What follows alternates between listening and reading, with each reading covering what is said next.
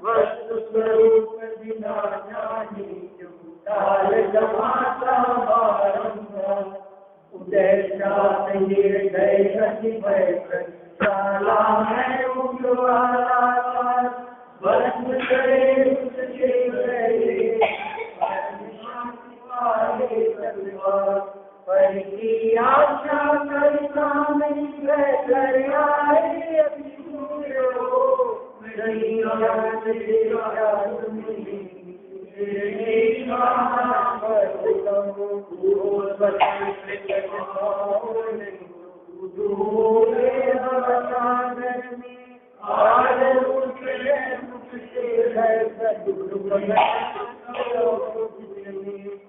विषय जन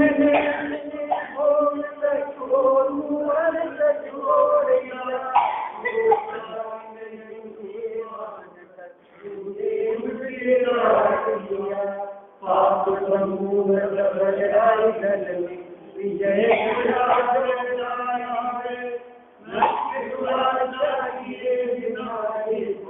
शांति किसने पाई नष्ट दुराशा किए शांति किसने पाई।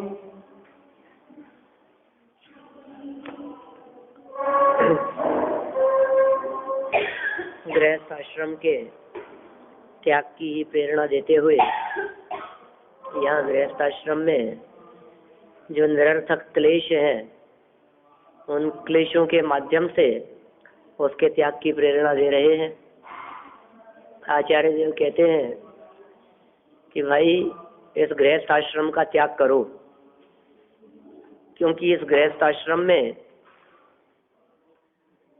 पुण्य तो हो सकता है, धर्म भी संभव है, लेकिन साथ साथ में पाप भी हुए बिना नहीं रहता। इसलिए गृहस्थ आश्रम में रहते हुए सच्चे सुख की प्राप्ति पूर्णतया नहीं हो सकती। माने पूर्ण रूप से यदि सच्चा सुख चाहिए हो तो गृहस्थ आश्रम का त्याग ही करना चाहिए। फिर ये जीव ऐसा कहता है कि साहब आप कह रहे हो पूरी तरह से सच्चा सुख नहीं मिल सकता, हम तो यहाँ सुखी हैं, हमारे को तो कोई तकलीफ ही नहीं है, आपको कोई तकलीफ हो तो आ जाओ हमारे यहाँ। हमारे को तो सब प्रकार की सुविधाएं हैं, बहुत अच्छा, 4 कमरे खाली हैं और खूब फैल पसर करके खूब अच्छे से रहते हैं, गाड़ी नौकर चाकर सब है, कोई किसी तरह की कोई परेशानी नहीं है हमारे को। तो फिर आचार्य देव कहते हैं अरे भैया गृहस्थ आश्रम क्लेश रूप है, तुम्हें क्या ये बात अनुभव में नहीं आती? तुम्हें आनंद रूप दिखाई दे रही है। इस दशा में, इस गृहस्थ अवस्था में कितने क्लेश हैं, कितने संकट हैं, कितने दुख हैं, कितने जंजाल हैं, ये बातें क्या तुम्हारे को ख्याल में नहीं आती है क्या? और यदि नहीं आती है तो चलो हम बताते हैं तुम्हारे को, जैसे तुम्हारे लक्ष्य में आने लगे कि ओ हो वास्तव में यार ये तो हमने भोग रहे हैं, ये तो भुगत रहे हैं, ये क्लेश तो है ही बहुत। आखिर क्या कहा यहाँ उत्थानिका में इन्होंने बहुत सारी बातें कह दी थी कि भाई गृहस्थ आश्रम में रहता हुआ ये जीव क्या करता है। उसी जमाने की बात कही है जिस जमाने में ग्रंथ लिखा गया, राजाओं का जमाना, ठीक है, 80 आदि के अंदर संलग्न रहते थे। पढ़ाई लिखाई आज के जैसी नहीं थी उस समय, जो थोड़ा बहुत भी पढ़ लेता था वो उसके सर्विस लग जाती थी। मैट्रिक पास है बिल्कुल, ग्रेजुएशन तो बहुत बड़ी चीज हो गई, उस समय तो था ही नहीं जिस जमाने की हम ये बात कर रहे हैं। मैट्रिक तो बहुत बड़ी ना, थोड़ा बहुत भी। अभी 2-4 दिन पहले किसी से बात चल रही थी कि हमारे दादाजी 8वीं क्लास पास थे और 10th वालों को पढ़ाते थे, 10th वालों की कोचिंग लेते थे। तो ये ऐसा ही है। उस जमाने में आसी की चर्चा की, तलवार की चर्चा की, सेना में भर्ती होने के लिए युद्ध विद्या सीखता है, तलवार चलाना सीखता है, आत्मरक्षा के लिए सीखता है। ये सब कार्य जितने उदाहरण यहाँ दिए हैं असी मसी कृषि, खेती करना सीखा तूने, व्यापार करने का अभ्यास किया, कैसे व्यापार किया जा सकता है, धीरे धीरे करके बिजनेस को बढ़ाता रहा। ये सारे कार्य ये कह रहे हैं सुख के कारण नहीं है, ये सब क्लेश के कारण है। और तूने ये सब जो कार्य किए हैं और करता रहा है और कर रहा है, वर्तमान में भी ये सुख के लिए कर रहा है। इन सब में होने वाले निरर्थक क्लेश की चर्चा इस 42 नंबर के श्लोक में की है। शार्दूल विक्रीडित छंद है, पढ़ते हैं। कृष्णोक्त्वा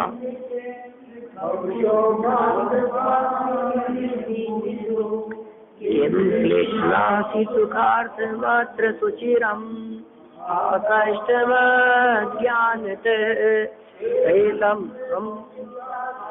प्रगजते वाञ्छेद्विषा जीवितम्।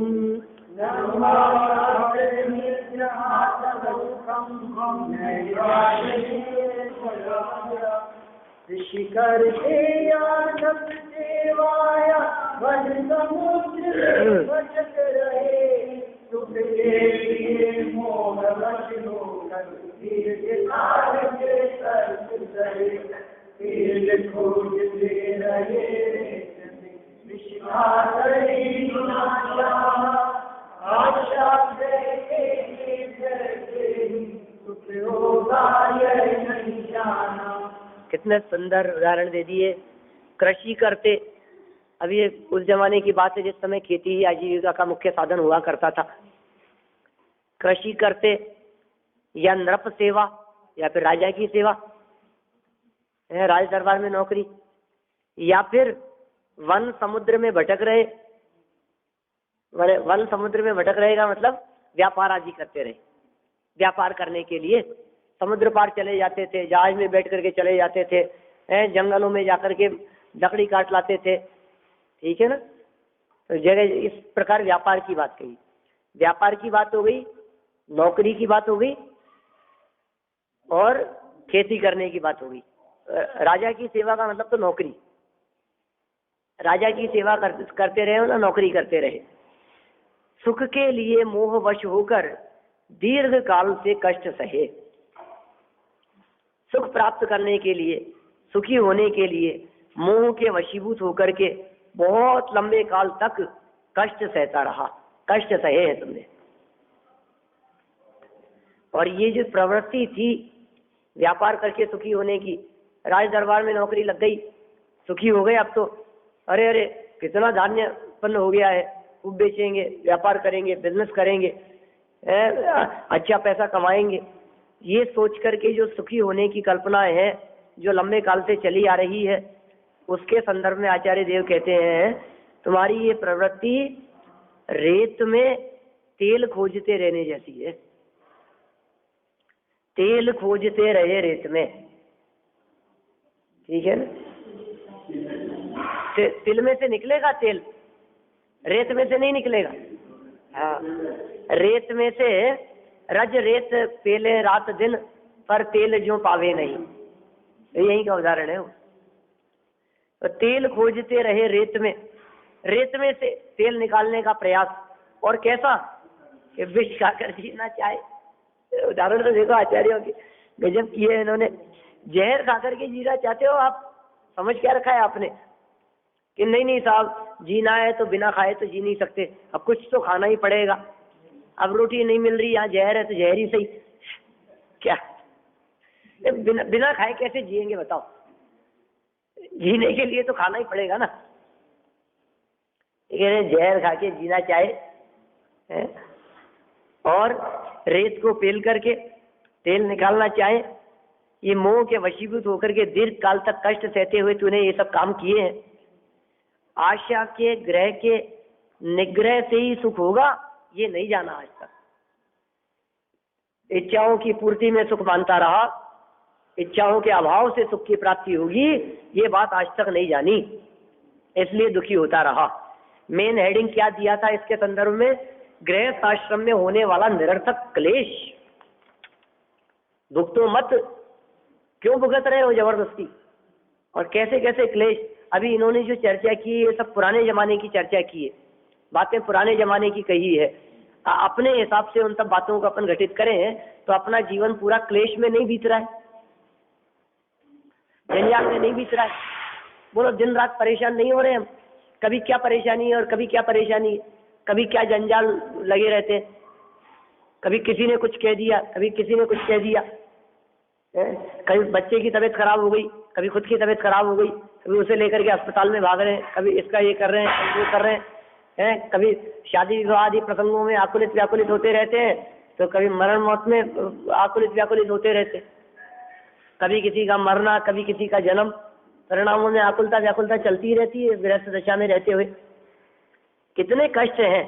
देखो मूल प्रकरण पढ़ता हूं यहाँ से, अर्थ, हे जीव तू इस गृहस्थ आश्रम में सुख के लिए, देखो जो कुछ भी कर रहे थे हम सुख के लिए कर रहे थे, गृहस्थ आश्रम में रहते हुए चिरकाल से व्यर्थ क्लेश करता है, बिना ही मतलब क्लेश कर रहा है तू, परेशान हो रहा है, ग्राहक आकर के खड़े हुए हैं, खाना खाने की फुर्सत नहीं मिल रही है, क्या करें साहब, भीड़ लगी रहती है, अरे तू काय के लिए कष्ट सह रहा है, ये तो बता। 4 बजे खाते ही है लोग, ठंडा हो जाए, सुबह से खाने की फुर्सत ही नहीं मिलती, 4 बजे खाते हैं और रात को खाने की फुर्सत नहीं मिलती, रात को 11, 12, 1 बज जाते हैं खाने में, खाए सो गए। अच्छे बड़े बड़े शोरूमों की ये दशा है, क्या करें बोलो आप। मतलब ये रूप लक्ष्मी जैसे, सोचो आप, बता रहे थे एक दिन मिले तो बात कर रहे थे, कितने बजे तक दुकान खुली रहती है, 11, साढ़े 11 तक तो दुकान पे रहते ही हैं सभी, और फिर उसके बाद में सब लोग चले जाते हैं, तो हम लोगों को यहाँ लास्ट तक पूरा हिसाब मिला करके 2-2:30 बज जाते हैं घर पहुँचने में। ये सोने की दुकान वाले चीजें है ना, ये खंडारा वगैरह, ये नौकरों को तो ग्राहकों का आना जाना तो 11, साढ़े 11 तक चलता है, फिर ग्राहक बंद हो जाते हैं, फिर आधे पौन घंटे के अंदर ये नौकर चाकर सारा सब समेट करके इधर उधर रखते हैं, फिर ये चले जाते हैं, 12 बजे इनकी छुट्टी हो जाती है, फिर 1-2 घंटे में कितना आया, कितना गया, कितना माल बचा, कितना क्या मंगवाना है, कितने ऑर्डर देने हैं, उन सब का हिसाब, कितना कलेक्शन हुआ, सारे को समेटना करना, उसमें 2-2:30 बज जाते हैं हमारे को, और फिर घर जाते हैं। अब सोचो आप, ये हालत है सबकी, ये व्यापार की हालत है। आपको सुख तो पैसा तो नहीं करेगा क्या, ये बता, इतना उतना ही भाव नहीं सकता है, कोलू के बैल की जैसे हालत। साहब ये तो बहुत, फिर सुबह थोड़ा सा 12, साढ़े 12 बजे तक आ जाते हैं, ये कैसी हालत। हाँ, आसक्ति घटती है, ऐसी बात है। ये कह रहे हैं देखो, इस गृहस्थ आश्रम में सुख के लिए कर रहा है, चिरकाल तक, लंबे काल तक, 70 साल की उम्र हो गई, लेकिन वही रूटीन है, दुकान पर जाना और वही देर रात तक बैठे रहना, और क्या करें, हाथ पैर आजकल तो घुटने दर्द करने लग गए, लेकिन फिर भी अब इतनी भाग दौड़ नहीं होती, लेकिन दुकान पर जाके बैठे ही रहते हैं। तो किसके लिए कर रहा है, ये समझ में नहीं आ रही है। और है नहीं, 1-1, 2-2 बच्चे सबके,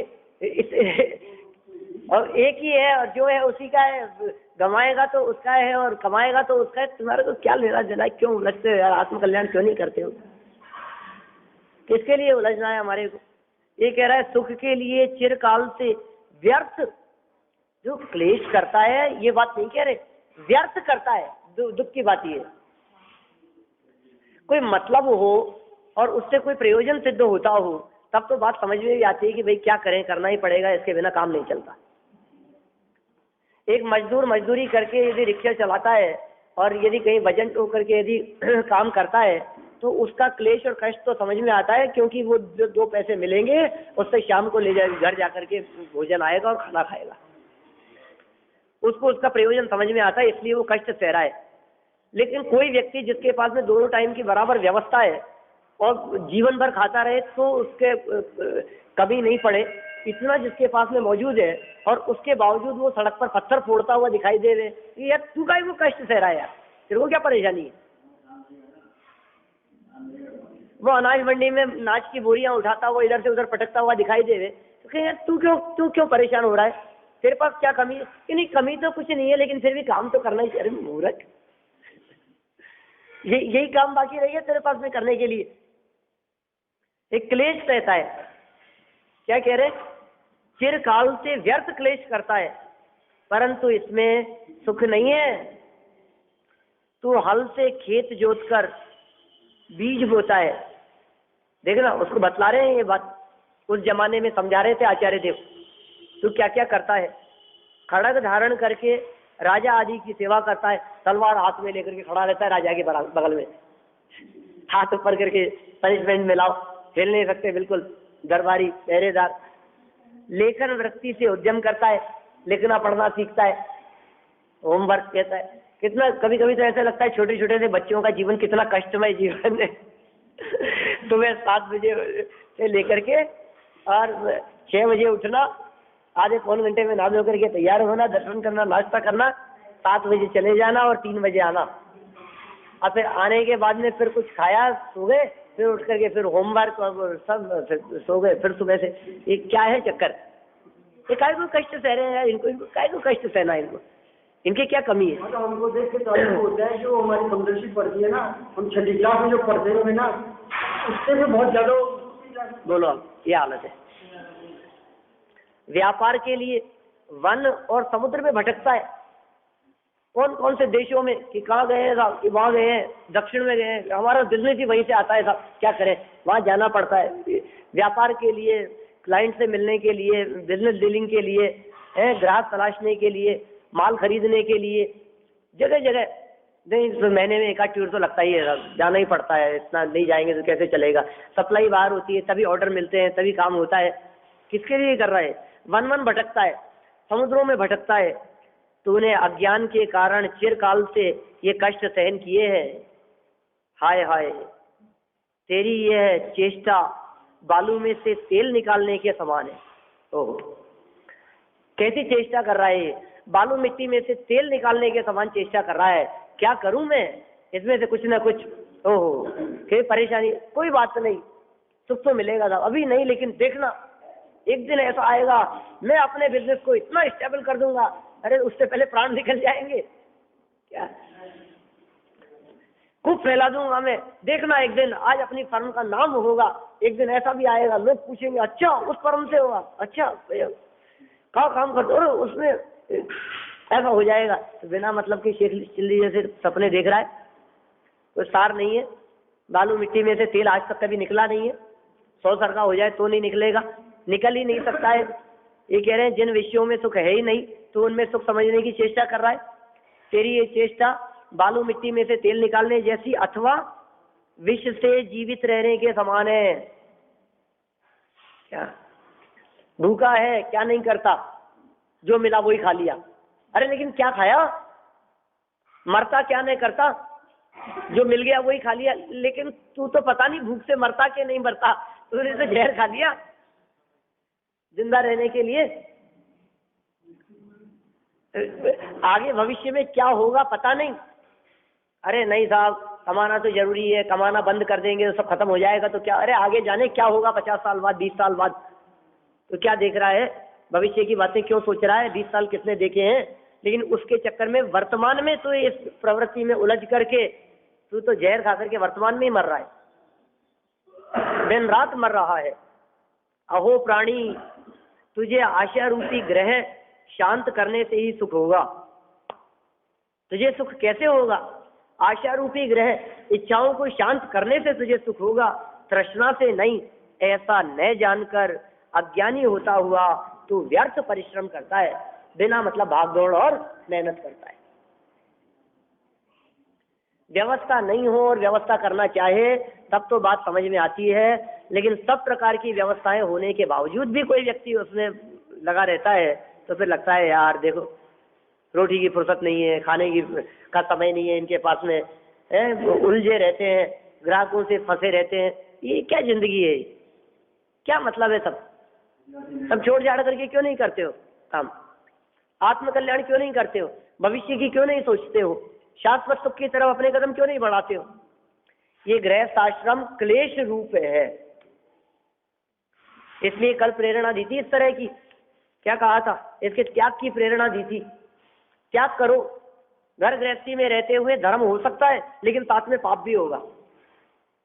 आप पाप से नहीं बच सकते घर गृहस्थी में रहते हुए, इसलिए त्याग करो। जितना बच सके उतना बचने का प्रयास करें। घर गृहस्थी में रहते हैं, कदम कदम पे जंजाल है। आप अभी आप ये बात कह रहे हो कि नहीं साहब हम तो मजे में हैं और यहाँ से बाहर निकले और फिसल गए, क्या क्या मजे में है बोलो? एक अगले पल का तो भरोसा नहीं है। उठते समय ही पैर लड़खड़ा गया, टेबल से टकरा गए, बोलो फ्रैक्चर हो गया। कुछ भी नहीं, ऐसे ऊपर देख रहे थे, कबूतर ने बीच कर दी, आंख में चली गई। बोलो कुछ भी हो सकता है साहब। आप क्या सोचते हैं ऐसी घटनाएं घटती नहीं है क्या? कबूतर की तो छोड़ो आप, कोई बात नहीं। आप बाइक पर स्कूटर पर जा रहे हैं और बराबर में चलती हुई बस में से किसी ने वोमिटिंग कर दी आपके, क्या क्या कर सकते हो आप? आप हल्दियों के रास्ते में से निकल रहे हैं और किसी ने बच्चे की पोटी पहुंच करके कपड़ा फेंक दिया आपके ऊपर, ऊपर से कचरा डाल दिया। ऐसा हो नहीं सकता है क्या? किसी के साथ में होती नहीं है क्या ऐसी घटनाएं? रोजाना ऐसी घटनाएं घटती रहती है। और ये सब परेशानी तो है ही साहब, जंजाल तो है ही।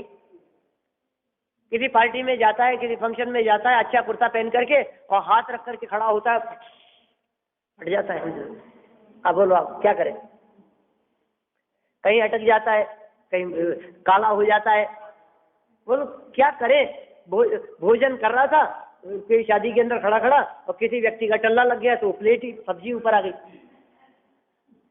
मैं ये कोई ऐसे अनप्रैक्टिकल बात नहीं कर रहा हूँ, लेकिन ये ऐसे होते रहते हैं ना सब प्रैक्टिकल बातें। और दिन रात हम अब फिर क्या करते हैं, परेशान होते रहते हैं, सारा बिगाड़ दिया, क्या करें? और गरम गरम हुआ तो जलने की परेशानी, न साफ हो सकता है, न वहाँ रह सकते हैं, न घर जा सकते हैं, न बदल सकते हैं। तो अब सोचो क्या स्थिति है। नया नया पहन करके घर से निकले हम, और घर से निकलते ही गाड़ी में बैठने के पहले ही बराबर से गाड़ी निकली और उछालती हुई चले गई। घर के बाहर से तब तक तो ठीक है, और ठिकाने पहुंच करके ऐसा हो जाए तो क्या करें? न अंदर जा सकते हैं तो वापस आ सकते हैं। बोलो, रोज कभी दांत हिल जाता है, कभी आंखों से एकदम दिखना बंद हो जाता है, कभी एकदम अंधेरी छा जाती है, कभी हीमोग्लोबिन डाउन हो जाता है, कभी कुछ हो जाता है, कभी सर दर्द करने लगता है। कितने जंजाल है घर गृहस्थी में। कभी अपने हो जाता है, कभी पत्नी के हो जाता है, या कभी बच्चे के हो जाता है। आप क्या सोचते हैं आप घर गृहस्थी में रह करके सुखी हो सकते हैं? हो ही नहीं सकता कोई व्यक्ति दुनिया में। और ये सारे के सारे कष्ट बचपन से यदि देखो आप, तो पहले पढ़ाई के चक्कर में उलझा रहा, कितनी टेंशन थी। स्कूल जाता था तो वहां, और वहां से घर आता था तो घर पर खेलना चाहता था तो माता पिता कहते थे नहीं नहीं बाद में खेलना, अभी पढ़ लो लिख लो, बड़े बड़े नहीं खेलते। देखो सचिन तेंदुलकर कितना बड़ा है, वही खेलता है। फंसा रहे हैं उसको जबरदस्ती। और फिर जब थोड़ा बड़ा हो जाएगा तो फिर दूसरे कामों में उलझ गया। बाल पने में ज्ञान न रहो, तरुण समय तरुणी रत रहो, और बूढ़े पने की क्या दशा है? अर्ध मृतक सम बूढ़ापनो। कैसे रूप लगे आपने, तीनों अवस्थाओं का चित्रण कर दिया। अवसर ही नहीं है, चांस ही नहीं है संभलने का, सुधरने का। देखो क्या क्या करता है गृहस्थाश्रम में। भावार्थ पढ़ रहा हूं। गृहस्थाश्रम में अति मसी कृषि और वाणिज्य आदि सभी उपाय दुखदायक है। बिजनेस सुखदायक नहीं है, दुखदायक ही है, इसमें सुख नहीं है। खेती के दुख तो प्रत्यक्ष ही दिखते हैं, व्यापार के दुख भी प्रत्यक्ष। ये इन्होंने खेती के दुख कहे, आप व्यापार के दुख समझ लेना। प्रत्यक्ष दिखते हैं, कितनी टेंशन रहती है साहब। कोई इनकम टैक्स वाला आकर के खड़ा हो जाता है तो दूसरा ऊपर से नीचे तक, यार कहीं गड़बड़ नहीं हो जाए, हिसाब किताब लेन देन पर्चियाँ कितने टैक्स बराबर जमा हुआ कि नहीं, रिटर्न भरना बराबर बन रही है, कितने हैं उनके बिल से माल भेजा कि नहीं, चालान बना है कि नहीं, कितनी टेंशन रहती है। नौकरों की टेंशन रहती है, लेकर के भाग जाते हैं, मालिक कोई नुकसान पहुंचा देते हैं, वो उनको लूट लेते हैं, दूसरे लुटेरे तो क्या लूटेंगे। 50 प्रकार की टेंशन है, हिसाब किताब की टेंशन है, नौकरों की, माल की, मंगाने की, भेजने की। टूटा हुआ माल निकल गया, किसी का माल आया था और रखने के लिए कहा था, वो कोई इधर उधर रख दिया इन्होंने, नौकरों ने तोड़ दिया। अपना माल कहीं पहुंचना था, पैकिंग करने वाले ने तोड़ दिया, जब उसके यहाँ पहुंचा तो टूटा हुआ पहुंचा, वो पेमेंट नहीं दे रहा है, इधर से ये उल्टा सीधा काम हो रहा है। कहीं माल ट्रांसपोर्ट से भेजा तो ट्रांसपोर्ट वाले की गाड़ी गिर गई, उसका एक्सीडेंट हो गया, ये हो गया, कितने जंजाल है। एक दो नहीं, कदम कदम पर जंजाल ही जंजाल है, इसमें सुख नहीं है। खेती के दुख तो प्रत्यक्ष दिखाई देते हैं, व्यापार के दुख तो प्रत्यक्ष दिखाई देते हैं। खोटे गांवों में रहना, हीन क्रिया करना, मान भंग होना, बोलो, अपने और पराये लोगों का भी भय होना आदि क्लेश सदा रहते हैं। गृहस्थ दशा में रहते हुए डर लगता है, छोटे छोटे बच्चों से डर लगता है, दूसरों के सामने यदि कुछ कह दिया तो ये सामने जवाब दे देगा। 4 साल का 6 साल का बच्चा नहीं है और कुछ भी उल्टा सीधा बोल देगा तो अभी सब इसके तो क्या है, ना समझ लिए तो अपनी उतार देगा। अभी 2 साल का बच्चा इज्जत बिगाड़ देगा। बोलो आप क्या करें। तो ये कह रहे हैं मान भंग हो जाना, हीन क्रिया करना, छोटे गांव में रहना पड़ता है। कभी फंस जाते हैं, गाड़ी लेकर के गए, रास्ते में गाड़ी खराब हो गई, भोजन की व्यवस्था नहीं हो रही है, अटके पड़े हैं, कुछ ऐसी कितनी बार हो जाता है। कई बार यात्रा के लिए गए हम, रास्ता भटक गए, इधर से उधर पहुंच गए, शाम का भोजन वहां करना था, वहां से वहां चले गए, मंगलायतन पहुंचना था, अलीगढ़ पहुंच गए। बोलो कितनी देर में पहुंचने के, 15 मिनट में पहुंचने वाले हैं, 15 मिनट के 3 घंटे लग गए पहुंचने के अंदर, आ ही नहीं रहा है, अब आने वाला है, अब बस 5 मिनट में पहुंचने वाले, और मालूम चला कि कहां से कहां पहुंच गए। क्या करें, कौन क्या करने में समर्थ है। चलता रहता है इस तरह का, कभी पेट्रोल खत्म हो जाता है, कभी गाड़ी पंचर हो जाती है, नहीं कभी गाड़ी की चाबी अंदर रह जाती है, गाड़ी लॉक हो जाती है, आप बैठे रहते। ड्राई क्लीन पे कपड़े दो तो वो कपड़े कभी बिगाड़ देता है, धोबी को कपड़े दो तो कपड़े फाड़ देता है, कपड़े सूखने के लिए बाहर डालो खुद धो करके तो बंदर उठा करके ले जाता है। मैंने क्या करें, कुछ भी, कभी लाइट नहीं आती है, कभी शॉर्ट सर्किट हो जाता है, कभी करंट आने लगता है, कभी नल नहीं आता है, तो 3-3 दिन तक नल नहीं आ रहा था, तो हम सोचते थे कि आएगा ही नहीं, और यहाँ से वापस जाकर के देखा तो पानी भरा हुआ पाया, नल ही खुला पड़ा था 4 दिन से। बोलो कैसी समस्याएं हैं, सबके साथ में ऐसी समस्याएं, रोज की समस्या है। कभी स्कूल में झगड़े आता है, कभी किसी की मार पिटाई कराता है, कभी पिट करके आ जाता है, कभी स्कूल से शिकायत करके आती, कभी कपड़े फाड़ लाता है, कभी गंदे कर लाता है, कभी किताबें फाड़ लाता है, कभी होमवर्क पूरा नहीं करता है, कभी सुनता नहीं है, बात नहीं करता है। आप दांत दुख उठाते रहो, भोगते रहो, क्या है, ये चलता रहेगा ये सब। ये कह रहे हैं अपने पराये लोगों का भी भय रहता है, ये सदा क्लेश रहते हैं।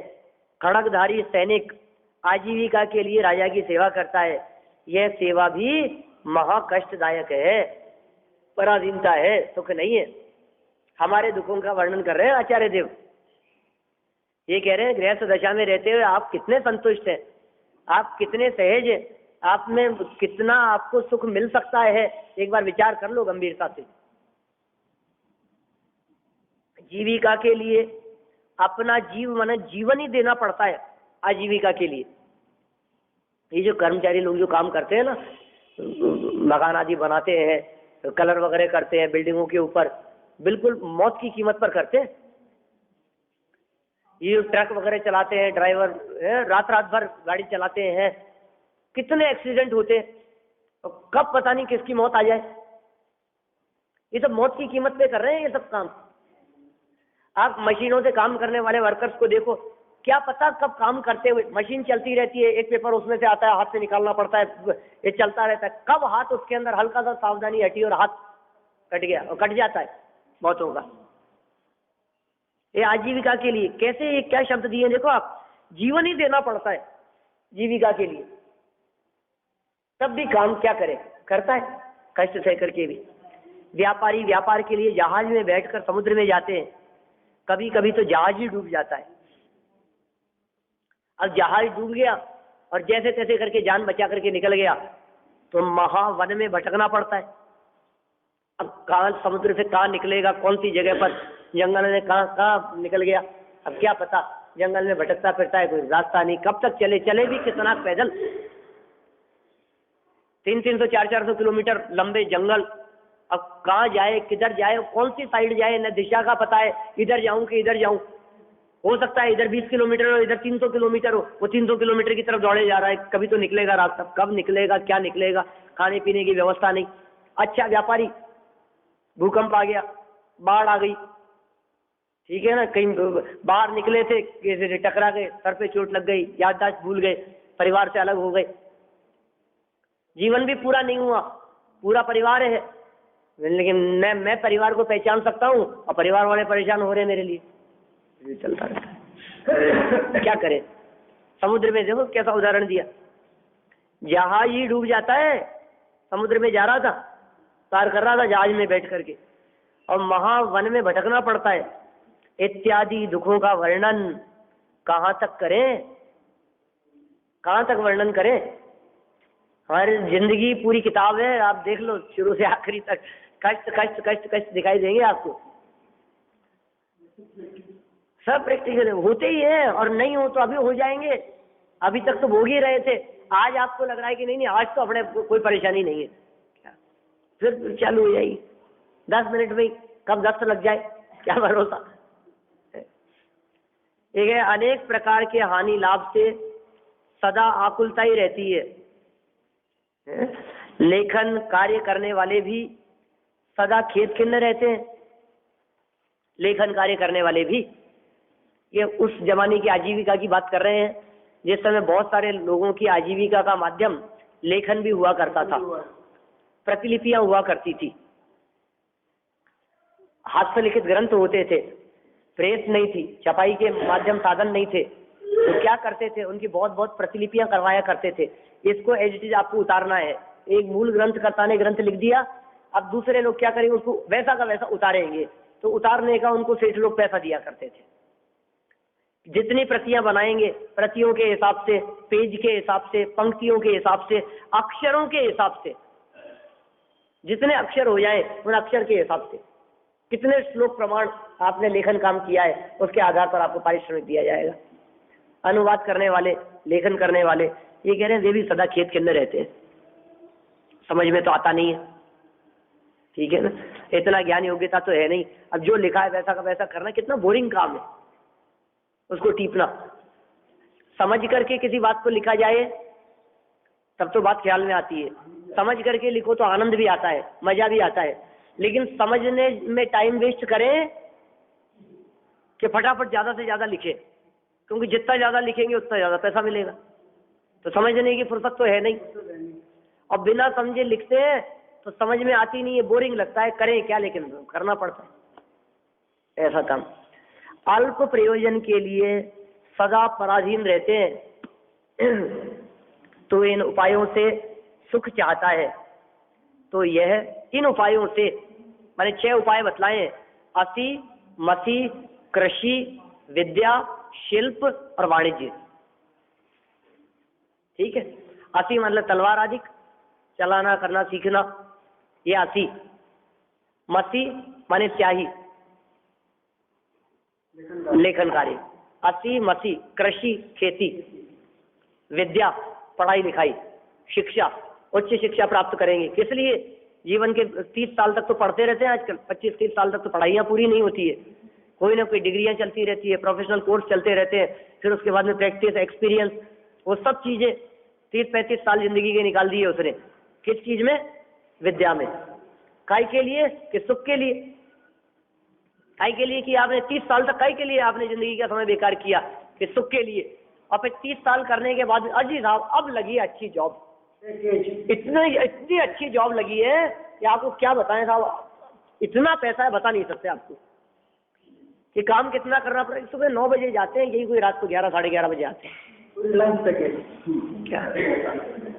अब देख लो आप कितना सुंदर है, काय के लिए, सुख के लिए, तो फिर आप भोगते कहोगे नहीं नहीं भोगेंगे, अभी तो इकट्ठा कमा लेना, तो देखो अभी तो कमाने की उम्र है, ये कितने साल तक, कि 30 साल से कमाना शुरू किया, कि कब तक, कि 60 साल तक, काय के लिए, फ्यूचर भोगने के लिए। शिक्षा काय के लिए ले रहे थे, विद्या अर्जन काय के लिए कर रहे थे, सुख के लिए। कितने साल बर्बाद किए जीवन के? 30 साल। फिर उस काय के लिए? सुख के लिए। हुए क्या कि नहीं? 30 में तो नहीं हुए। तो फिर अब क्या किया कि अब कमाना शुरू किया कि अभी हो रहे हो कि नहीं? हो तो नहीं रहे, लेकिन कमाने तो दो, इकट्ठा तो होने दो कि आगे के 30 साल तक दिन रात एक करके कमाते रहे, जोड़ते रहे उसमें। कब तक? कि 60 साल तक। और फिर 60 साल की उम्र के बाद में फिर क्या हुआ? फिर अटैक आ गया। अब डॉक्टर ने कहा कि नहीं, आपका तो घी तेल सब बंद है, थोड़ा सा कोलेस्ट्रॉल कंट्रोल करो, आप ये मीठा नहीं खा सकते हो, हलवा नहीं खा सकते हो, मिठाइयाँ नहीं खा सकते हो, ये तो चलेगा नहीं। काय के लिए किया था सब? ये स्थिति यही है, दिन रात लग रहे हो आप सुख के लिए। और फिर उसके बाद में अब बचा कितना? अब ये देख लो आप, 60 साल आपने सुख के लिए, भविष्य के सुख के लिए, अब वो सुख कितने दिन का बचा है और कितनी उम्र बची है, जीवन कितना बचा है? वो 60 तक भी आएगा कि नहीं आएगा, कुछ भरोसा नहीं है। आ गया है तब भी कोई फ्री थोड़ी ना होता है, 60 के बाद भी चलता ही रहता है। हाँ, जीवन पूरा हो जाता है। आपने माने पूरी जिंदगी तो कष्ट में बिताई है, कष्ट सहते सहते पूरी जिंदगी बिताई है, और फिर इकट्ठा करके जो जोड़ा था है, तो अरे बच्चों की बात नहीं है, बच्चों के लिए हो तब तो फिर भी कोई बात नहीं। ऐसा होता है कि हम तो गए थे शादी में और पीछे से तिजोरी में से सब ले गया। अब जिंदगी की 60 साल की कमाई बर्बाद की है हमने, किसके लिए? उन चोरों के लिए, उन लुटेरों के लिए। बोलो आप क्या करें यार? फिर समझ में नहीं आती है सब देख देख करके भी। लोगों के घरों की घटनाएं ऐसी देख देख करके आपके मगज में बात नहीं बैठती है कि मैं कर क्या रहा हूँ, हो क्या रहा है, किसके लिए कर रहा हूँ। और अब तो इतने साधन हो गए वैरायटी के, पेपर में रोज भी बस और रोजाना यही भरा रहता है। देखो आप, अल्प प्रयोजन के लिए, अल्प प्रयोजन क्या चीज है? अल्प प्रयोजन मतलब थोड़ा सा, और वो प्रयोजन क्या है कि भाई दोनों टाइम रोटी मिले, सुख शांति से रहे, बाह्य अनुकूलताएं हो, जो साधन सुख सुविधाएं अपने को घर गृहस्थी में शांति से रहने के लिए चाहिए वो सब अपने पास में अवेलेबल हो। ये थोड़ा बहुत ये कह रहे अल्प प्रयोजन के लिए सदा ही पराधीन रहते। तो इन उपायों से सुख चाहता है तो यह बालू में से तेल निकालने जैसा है, बालू मिट्टी में से तेल निकालने जैसा, और विष खाकर जीवित रहने की इच्छा रखने जैसा है। सुखी होने के लिए किए गए सब प्रयास, जहर खा करके जिंदा रहूंगा। अब यह विपरीत बुद्धि छोड़। आचार्य देव क्या कह रहे हैं? तो इस विपरीत बुद्धि को छोड़ दे, तो इस मिथ्या मान्यता का त्याग कर दे, तो इस बात को समझ ले। हम जो कह रहे हैं ये हमारे कहने से मत मानना, कोई बात हमारे कहने से मत मानना। तेरे को जचती हो, तुझे समझ में आती हो तो स्वीकार कर, यह बात सच्ची है या नहीं है। ये बात जो कह रहे हैं ये बात बराबर कह रहे हैं या नहीं कह रहे हैं, सच में इतनी परेशानियां है या नहीं, इन परेशानियों को मैं भुगत रहा हूँ, भोग रहा हूँ या नहीं। कभी नौकर चाकर की परेशानी दिखाई देती है, कभी किराएदारों से परेशानी दिखाई देती है, हम किराए के मकान में रहते हैं मकान मालिक से परेशानी दिखाई देती है, हम नौकरी करते हैं तो मालिक से परेशानी दिखाई देती है, और हम नौकरों को रखते हैं तो नौकरों के पराधीन दिखाई देते हैं। कितना चलता रहता है ये सब। बाजार से सामान लेकर के आते हैं, सैंपल अच्छा दिखाता है, माल खराब भेजता है, और फिर अपने आप को सुखी मानता है। हमारे से नहीं, अपनी बुद्धि लगा, अपनी बुद्धि से सोच। ये सारी विपरीत बुद्धि है, इनमें सुख मानने की चेष्टाएं सब खोटी चेष्टाएं हैं। इन सबको छोड़, तो ये अनादि से आशा रूपी खोटा ग्रह लगा है। तो सही से बता करता क्यों है? एक ग्रह का चक्कर है साहब। कौन से ग्रह का? शनि का चक्कर है, मंगल का चक्कर है, राहु केतु के चक्कर में फंसे हैं। क्या करें साहब, ग्रह पीछे लगे होते हैं तो फिर उसको कुछ खुद बुद नहीं दिखाई देती है। ग्रह लगा इसको पता नहीं। तो ये कह रहे हैं कि ग्रह का चक्कर तो है, लेकिन वो खोटे ग्रह कौन से? आशा रूपी खोटा ग्रह है, इच्छाएं और तृष्णा रूपी खोटा ग्रह तेरे पीछे लगा है। अब समझ में आई। पहले तो हम ये सोच रहे थे तू व्यर्थ में करता क्यों है ये सब कुछ। आचार्य देव सोचने में पड़ गए, यार ये कर क्यों रहा है, इसके पास में इतना पैसा है, फिर दिन रात भाग दौड़ कर रहा है, करता क्यों है। फिर आचार्य देव ने जब इसकी नब्ज पकड़ करके देखा तो पता लगा, अरे अरे अब समझ में आया बात क्या है।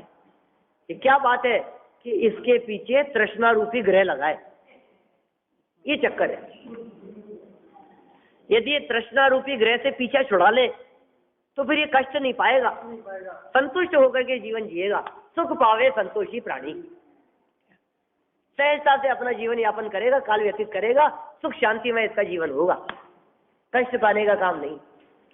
साफ साफ कह दिया है इन्होंने, पता लग गया हमारे को। आपकी बात समझ में आ गई। क्या समझ में आ गई? कि तुझे अनादि से, आज का नहीं है ये चक्कर, बहुत लंबी बीमारी है। अनादि से आशा रूपी कोटा ग्रह लगा है, इस कारण तू कभी सुखी नहीं हुआ, कभी भी सुखी नहीं हुआ इस कारण, इस ग्रह के कारण। अब इस ग्रह के निग्रह, ग्रह को निकाल फेंको, इसको नष्ट करने से ही सुख होगा, ऐसा तूने अभी तक नहीं जाना। इसलिए ये जान ले, अभी जाना नहीं है ये बात कि सुखी कैसे होऊंगा मैं। अभी तो तृष्णा के चक्कर में लगा हुआ था। जो दुख के कारण थे उनको ही सुख का कारण जान रहा था। ग्रह ग्रहित उन्हीं बात ज्वर, तापर वीची मार, ताही पिलावे वारुणी, कहो कौन उपचार। कारण लिखे, कैसे कैसे शब्द लिख देते हैं। किसी के ग्रह पीछे लगे हो, भूत पिशाच पीछे लग गया हो, और ऊपर से वायु का रोग हो गया हो, और उस पे भी ऊपर से बिच्छू और काट जाए क्या, और ताई पिलावे वारुणी, उसको शराब और पिला दी जाए अब क्या होगा इसको? ये तो नाचता फिरेगा, इसकी तो हालत ही खराब है। इसको तो बिना डांस सिखाए हुए इसका तो डांस चलता रहेगा, नाच नहीं रुकेगा इसका। ऐसी दशा दिखाई देती है हमारी सब तरफ से। पाप कर्म का उदय, तृष्णा रूपी ग्रह पीछे पड़े हुए हैं, आकांक्षाएं इच्छाएं मिटती नहीं है, और फिर ऊपर से ऐसे उपदेशदाता मिल जाते हैं, वो कहते हैं कि अरे यार ये कोई उम्र है ठाले बेचने की, कमाओ दमाओ, खूब कमाने की उम्र है ये तो।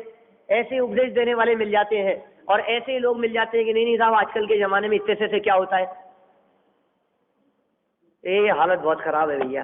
ये कह रहे हैं सच्ची बात समझ लो एक बार, इस ग्रह के निग्रह से ही सुख होगा, ऐसा तूने अभी तक नहीं जाना, इसलिए अब तक भव भ्रमण ही किया है।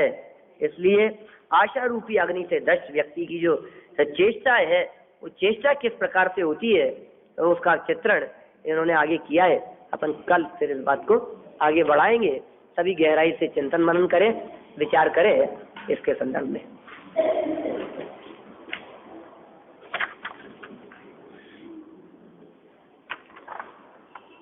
ये बदीचंद जी के मंदिर का कार्यक्रम है।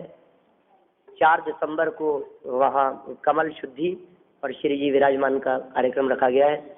उसके ये आप ही करेंगे, ये प्रोग्राम जो भी है इन्हीं के उसमें होगा, संजीव कुमार जी के बदीचंद जी के मंदिर में कमल शुद्धि। सारे जितने वेदियां हैं और जितनी प्रतिमाएं हैं, उन सभी प्रतिमाओं के लिए कमल बनाए हैं पाषाण के, और जो पाषाण के कमल बनाए हैं उन सब के, क्योंकि वो तो बन करके आए हैं। वेदी शुद्धि का कार्यक्रम तो अभी पिछले वर्ष किया ही था, साल 1.5 साल पहले, तो अभी ये दोबारा ये छोटा सा एक आयोजन रखने का भाव हुआ है। एक ही दिन का कार्यक्रम है, 4 दिसंबर रविवार का दिन है, और लगभग दिन भर का दोपहर तक का कार्यक्रम रहेगा। सुबह 7 बजे नित्य नियम अभिषेक पूजन, फिर उसके बाद में अभिषेक वगैरह के बाद में और पूजन के बाद घट यात्रा एवं शुद्धि, कमल शुद्धि का कार्यक्रम 8 बजे तक, 8 बजे से शुरू होगा वो, और फिर 9 बजे से करीब अल्पाहार, क्योंकि फिर आगे विधान में बिठाएंगे। फिर उसके बाद में 10 बजे से यागमंडल विधान, और उसके बाद में 1:30 पौने 2 बजे के आसपास प्रतिमा विराजमान कमल के ऊपर। इस तरह से ये कार्यक्रम है, और ये पर्चे वगैरह सब नीचे लगा दिए गए होंगे, है ना, मंदिर के बाहर, और मिल ही जाएंगे। आप सभी से निवेदन है अधिक से अधिक संख्या में पधारें। अपने से क्या चीज, हाँ, पूजा में बैठने वाले जो कोई भी इच्छुक महानुभाव हो, वे अपना नाम अध्यक्ष एवं मंत्री जी को 2 तारीख तक लिखा देंगे। आज तो 30 हुई है, कल 1 है, 30 का ही महीना है, कल 1 और परसों 2 दिन में लिखवा देवे। और अध्यक्ष हैं सुरेंद्र कुमार जी साहब दीवान, डॉक्टर साहब, होम्योपैथिक वाले डॉक्टर साहब हैं। और आबूजी वाले कैलाश चंद्र जी साहब मंत्री हैं, उनके नंबर भी इसमें लिखे हुए हैं, नहीं तो मेरे को बता दे जो भी बैठने के इच्छुक हो।